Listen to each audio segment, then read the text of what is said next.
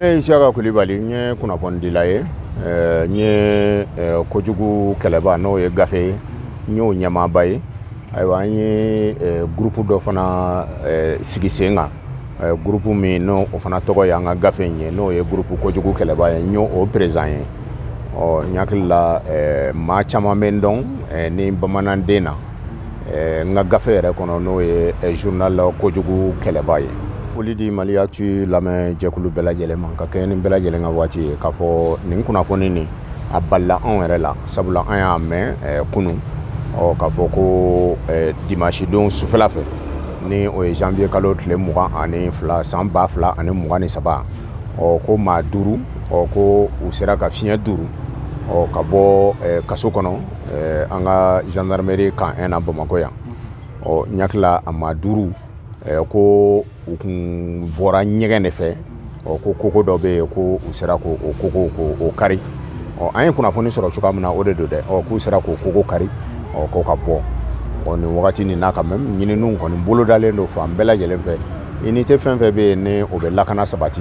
olu bɛɛ wulilen don fan bɛɛ lajɛlen fɛ walasa bolo bɛ se ka da ninnu kan a ɲininen don fana anw yɛrɛ fana fɛ ni o ye anw population civile ye an mana kɛ kunnafoni o kunnafoni sɔrɔ ninnu maa kelen o kelen kan donc an ka se ka kunnafoni fana di lakanaba minnu fana ka surun an na maa 5 ninnu na Bashir maa 2 bɛ yen minnu ka bolili ni a nana ni mankan caman ye o maa 2 ni o ye promo dɔ bɛ Munkɔrɔ ani Kuse Duba Munkɔrɔ awɔ kɔrɔndɔgɔw don du kelen maaw don Bashir a taara ye k'a fɔ ko olu de sen yera maa minnu wari yɛlɛmana minnu n'olu fagala tiɲɛfala semaine tɛmɛnen nin na dɔgɔkun tɛmɛnen nin na ni bɔlɔlɔ sira bɛɛ lajɛlen y'a fɔ ninnu mɔgɔ 2 fana olu sen taara ye o ko la n hakili la u yɛrɛ sekun de kɛra o ye gendarmerie la sabula k'a da an lamɛnjɛkuluw tulo kan k'a fɔ ko polisiw de ye o ɲinini boloda walasa k'i boloda ni mɔgɔ 2 in kan n'o ye promo bɛ Munkɔrɔ ye ani Kuse Duba Munkɔrɔ k'i boloda olu kan ka taa ye k'a fɔ siga foyi tɛ a la u nɔ yera ninnu ka fagaliko la mais kiiritigɛlaw de bɛ se k'a fɔ sisan yala olu de y'a kɛ wa yala olu de m'a kɛ mais k'a fɔ k'u nɔ kɔni t'a la kɔni tiɲɛ na Bashir vraiment o tɛ se ka fɔ sabula u ka ko bɛɛ ɲinini bɛɛ lajɛlen fɛn fɛn sabatira walasa bolo bɛ taa daw kan a yera k'a fɔ olu de ye weleli kɛ wa u n'olu de taara ɲɔgɔn fɛ fana tiɲɛfala wa fana olu de ka téléphone numéro fana taara ye tuguni bangebaa ninnu fana bolo donc k'a yira k'a fɔ kiri kɔni kiri ye kiri ye mais tiɲɛ fana ye tiɲɛ ye dɛ n hakili la u minɛlen polisiw fɛ nin yɔrɔnin nin na an kana pan parce que n'an ko polisiw Bashir an bɛna ye k'a fɔ ko polisiw bɛɛ don polisi bɛɛ tɛ polisi dɔw bɛ yen vraiment olu kan ka fo jɔnjɔn yɛrɛ kan ka d'u ma koyi u ka baaraw kɛcogo la o polisi ninnu na ne bɛ se ka polisi 4 f'i ɲɛna mais nin baara nin kɔnɔna la an bɛ se ka polisi 1 min fɔ a la o ye Muse Mbayi ye Muse Mbayi ale ye 15e arrondissement commissaire ye Muse Mbayi a dɔnnen don commissariat bɛɛ fɛ unité d'enquête ninnu bɛɛ fɛ ni a ka hakili cɔri ye maa min don a bɛ kow sidɔn an bɛ waati min na ko sisan sabula ale ka ɲinini ninnu a bɛ komi a bɛ ɲinini kɛ waati ninnu na anw yɛrɛ ka diɲɛnatigɛ tɛ se ka taa fɛn minnu kɔ ale bɛ i ɲinini o de ye n'o y'i ka bɔlɔlɔ siraw ye ani i yɛrɛ ka téléphone siraw a bɛ se ka ɲinini kɛ Bashir a bɛ se ka taa ka t'i bolo da ale kan a dɔnnen don ni o ye n hakili la Bashir o commissariat tɛ Mali kɔnɔ nin cɛba nin n'o ye Muse Mbayi ye 15e arrondissement ni sisan n'u b'a fɔ a ma ko commissariat de Bakɔjikɔrɔni ni a sen tɛ enquête min na fo n'a y'a sɔrɔ a ma ɲininka min na sinon a bɛ se ka bolo da i kan sira caman fɛ n y'o de f'i ɲɛna an bɛ wagati min na ko sisan fo n'o y'a sɔrɔ téléphone t'i bolo ni téléphone t'i bolo dun i ka bɔlɔlɔ sira a bɛ se k'i minɛ o fɛ a bɛ se k'i minɛ ko fɛn caman fɛ fɛn électronique ninnu a fɛn fɛn b'i bolo donc nin cɛ nin vraiment foli kan ka di a ma ale de ye wulikajɔw kɛ walasa ka se k'i bolo da maa 2 nin kan n'o ye promo bɛ Munkɔrɔ ye ani Kuse Duba Munkɔrɔ donc ale de sera k'i bolo da olu kan u minɛlen komi ko dɔw larawililen don jamana in kɔnɔ nin wagati in na n'o ye polisiw ka militarisation ye polisiw ka militarisation kɔni a kuma kɔni fɔra n hakili la mais polisiw ma militariser ni sariyaw ye fɔlɔ n'o ye a papiyew ye u ma bɔ polisiya statut kɔnɔ fɔlɔ ka na don militariya statut kɔnɔ donc o kɛlen n'o degun ye donc ni militaire taara ye ko dɔ la k'a fɔ k'a y'a kɛ a yamaralen tɛ polisi kan e ka se k'a fɔ k'e b'i bolo da militaire kan ko ka militaire k'i b'a garder sabula e yɛrɛ tɛ militaire ye hali bi parce que militarisation nina policiers ka statut ma yɛlɛma fɔlɔ ka kɛ militaire ka statut ye ɲakila o baara ninnu bɛ sen na mais a kɔni ma kɛ fɔlɔ o hukumu de kɔnɔna la bolo dalen ninnu kan policiers de kɔni y'a kɛ n y'o f'i ɲɛna 15e arrondissement policiers de y'a kɛ mais a yamaruyalen tɛ olu bolo olu ka se ka enquête tɔw pousser donc olu bɛ obligé k'u di gendarme ma ninnu taakun de kɛra gendarmerie la o ye ka taa u bila yen yanni u ka kiiri wagati cɛ kunun de dimanche ɲakila kunnafoni dira an ma kunnafoni dilen an ma Bashir an ma a ta daga gerinda la parce que ni kunnafoni dira kunnafoni ka di o ye tiɲɛ ye mais ka taa kunnafoni fana ɲɛɲini k'a fara ɲɔgɔn kan k'a lajɛ yala i bɛna min fɔ ani i bɛna min sɛbɛn yala tiɲɛ don wa an kojugu kɛlɛbaw an ka baara ye o ye bɛɛ lajɛlen b'an dɔn ni o ye kunnafoni nin dilen an ma an taara ka taa kunnafoni ɲɛɲini k'a fara ɲɔgɔn kan ka taa ye k'a fɔ siga foyi tɛ a la maa fila ninnu n'o ye promu bɛ Munkɔrɔ ye ani Kuse Duba Munkɔrɔ minnu tɔgɔ taara ye fagali in na tiɲɛ fara wari yɛlɛmaw ka fagali la ko u sera ka fiɲɛ duuru ka bɔ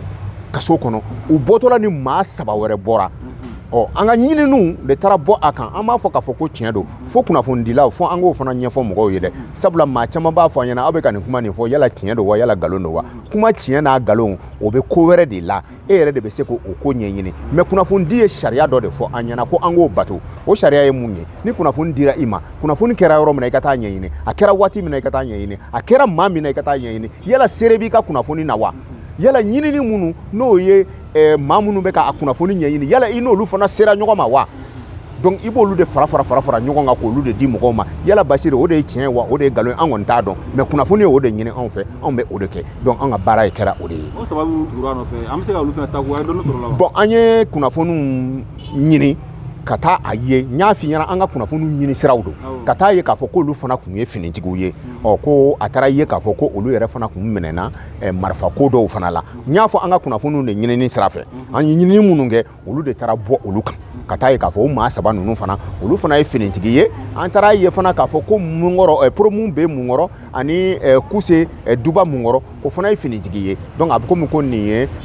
finitigi ko ye an bɛ wagati min na ko sisan an ye kojugu kɛlɛbaw ye an ye kunnafonidilaw ye an kɔni bɛ min fɔ maaw ye ninnu bɔli a bɛ an yɛrɛ de bolo